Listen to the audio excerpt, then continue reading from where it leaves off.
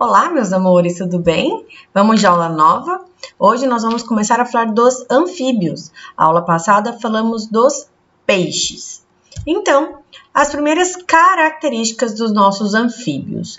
Eles foram os primeiros a conquistarem o ambiente terrestre. Então, eles são chamados de tetrápodes, porque eles já possuem 4 patas. Então, a gente está vendo sempre os grupos de acordo com a evolução.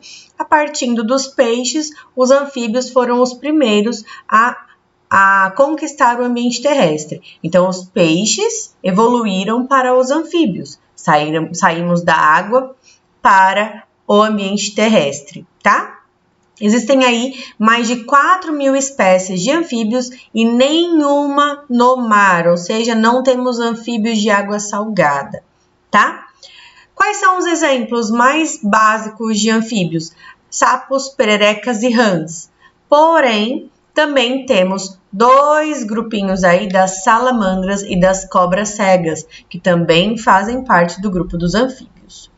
O nome anfíbio vem do grego anfi, que é de 2, e bio, vida. Quer dizer que eles têm 2 vidas, ou seja, eles têm uma parte da vida em ambiente aquático e uma parte da vida em ambiente terrestre, tá? Então, eles são anfíbios. É por isso que alguns veículos recebem esse nome de veículo anfíbio, porque ele pode se locomover tanto na água quanto na terra, tá bom? Quais, então, são as aquisições evolutivas desse grupo? Eles possuem, então, 4 patinhas, são chamados de tetrápodes. Eles vão viver, né, o habitat deles, ambiente aquático e terrestre. Porém, o ambiente terrestre é terrestre úmido. Por quê? Porque ele tem uma respiração especial. Os anfíbios têm, basicamente, 3 tipos de respiração. Branquial quando eles são larvas, ou seja, quando eles são ainda filhotinhos, girininhos, porque eles estão na água. Na água a gente só consegue respirar através de brânquias. E a fase adulta deles, que eles têm 2 respirações. A cutânea, como a respiração predominante, por isso que eu falei que eles vivem em ambientes úmidos, porque é uma pele para que ela consiga respirar, ou seja, que ela consiga absorver o oxigênio e liberar gás carbônico, ela precisa estar úmida, tá? Então, eles têm respiração cutânea, complementando com uma respiração pulmonar. Então, os pulmõezinhos deles ainda são pulmões muito primitivos. Lembre-se que eles são uma evolução dos peixes. Eles estão aprendendo a viver na terra. E, sendo assim, é um pulmão ainda muito, como eu disse, primitivo. Ele não tem uma grande superfície de absorção de gases, tá? Por isso que o pulmão é uma respiração a mais, é uma respiração acessória, complementar, tá? Basicamente, a respiração acontece na maior parte cutânea, através da pele, e uma minoria, quando necessário, pelos pulmões, tá bom? Os anfíbios são divididos em 3 grupos, dos anuros, dos urodelos e dos ápodes. Os anuros são os sapos, rãs e pererecas. Eles não possuem cauda na vida adulta e o corpo deles é formado por cabeça e tronco. Então, não temos região de pescoço, tá? Cabeça e tronco. Qual é a diferença entre sapo, rã e perereca? O sapo tem a pele mais rugosa e seca, os braços e pernas mais curtinhos e eles são lentos e dão pulos pequenininhos.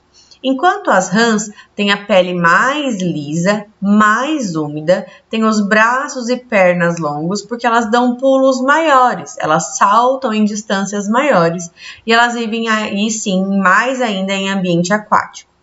Já as pererecas, além dessas características da rã, elas também têm a habilidade de se fixar nas paredes, de escalar, porque elas possuem como se fossem ventosas nas patinhas, tá?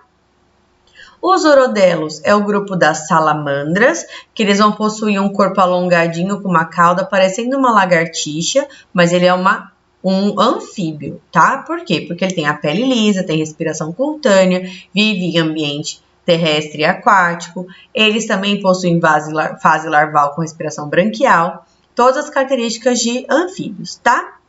E as cobras cegas, que é o grupo dos ápodes, que possuem um corpo vermiforme, segmentado e sem membros. Por isso que do nome ápodes, A de sem, podes de pernas, sem pernas. Tudo bem?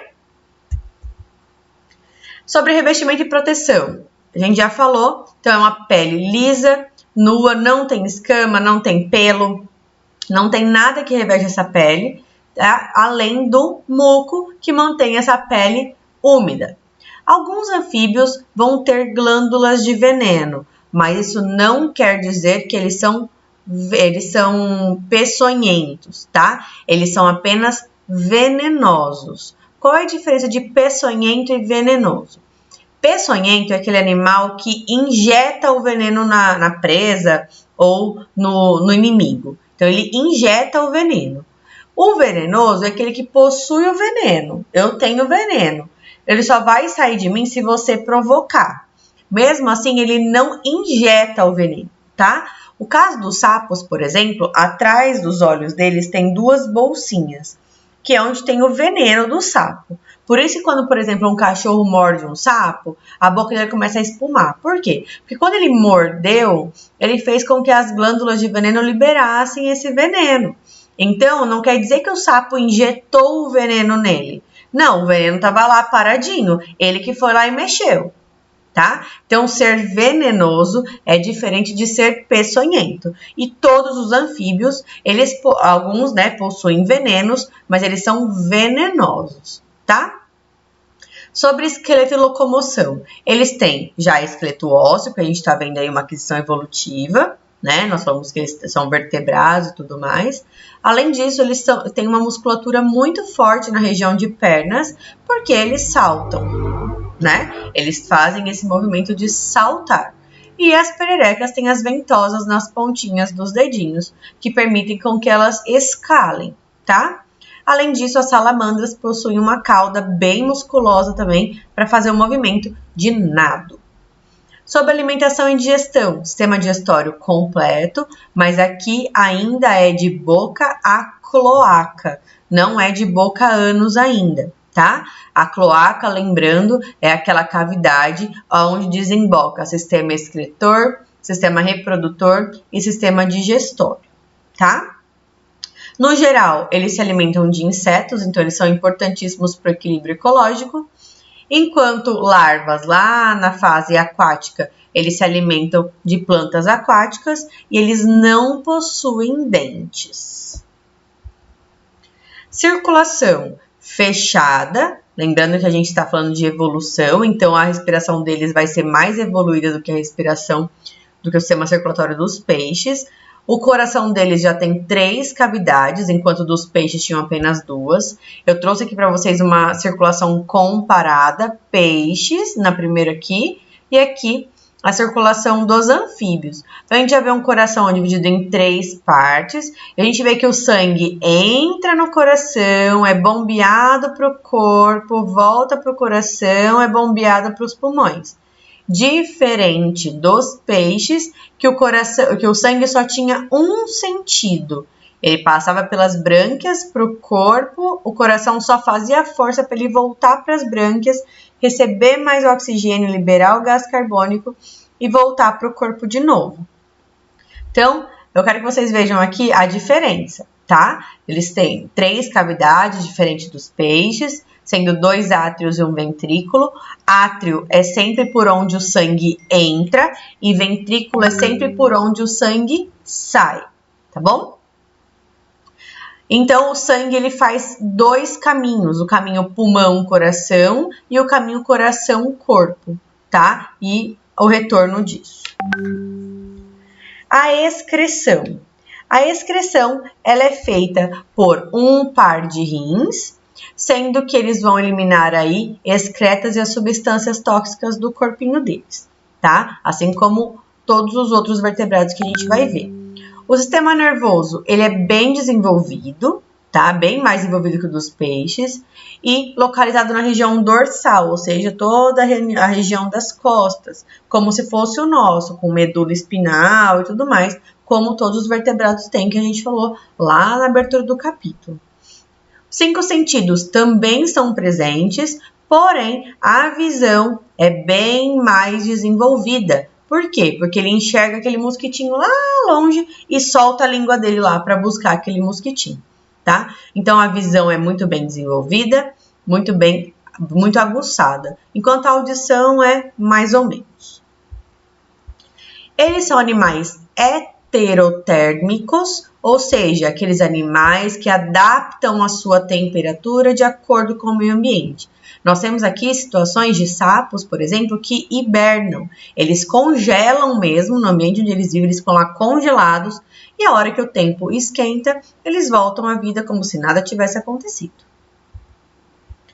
Quanto à reprodução, ela é sexuada, ou seja, precisa dos 2 indivíduos para ter a relação, são sexos separados, ou seja, eles são dioicos, e eles têm fecundação externa, ou seja, os espermatozoides encontram os óvulos fora do corpo da fêmea, tá? No caso, o sapo, ele vai coachar, então é ele que fica fazendo barulho lá para atrair a fêmea, ele abraça ela e os 2 eliminam os gametas na água, ele os espermatozoides e ela os óvulos, como a gente tem aqui nessa imagem dessa folhinha aqui, tá? Esses óvulos formados, quando os espermatozoides fecundam esses óvulos, eles são gelatinosos, aqui nós temos girininhos aqui dentro, ó, e eles se prendem a plantas aquáticas e ali permanecem até eclodirem e esses girininhos ficarem livres para nadar e se desenvolver no meio ambiente. Quando eclodem, esses girinos sofrem metamorfose, ou seja, eles não têm patinhas, aí eles passam a ter as patinhas traseiras, depois eles passam a ter as patinhas dianteiras, com o tempo eles vão perdendo essa cauda até ter a forma adulta, sem cauda e com as 4 patas, sendo os tetrápodes. Tá? Essa animação aqui ela já começa eles tendo as 4 patas, mas a ordem é essa, ele é só como se fosse um peixinho, então ele tem só o corpinho aqui e a cauda, depois aparecem as pernas traseiras, depois as pernas dianteiras e depois a cauda acaba, né? Ela acaba retraindo e ele passa a ser um animal, então, tetrápode terrestre, tá bom? E os anfíbios e o ser humano.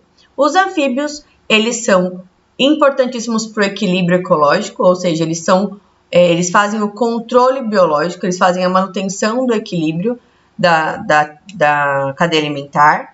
Porque se eles não consomem os insetos crescem de uma maneira muito desordenada. Então, eles são o nosso controle natural, tá? Além disso, nós temos muitas pessoas, assim, vamos dizer, né? Muitas populações, muitas culturas que se alimentam também de sapos, de rãs e dizem que é muito gostoso. Eu nunca experimentei. E, além disso, hoje, alguns estudos estão usando substâncias retiradas da pele dos anfíbios para fazer medicamentos. Então, sobre anfíbios é isso. Espero que tenha ficado claro, que vocês tenham gostado da aula. Qualquer dúvida, estou à disposição. Fiquem atentos a atividades na plataforma e tudo mais que eu mandar lá, tá bom? Sempre no horário de aula. Um beijo e até a próxima.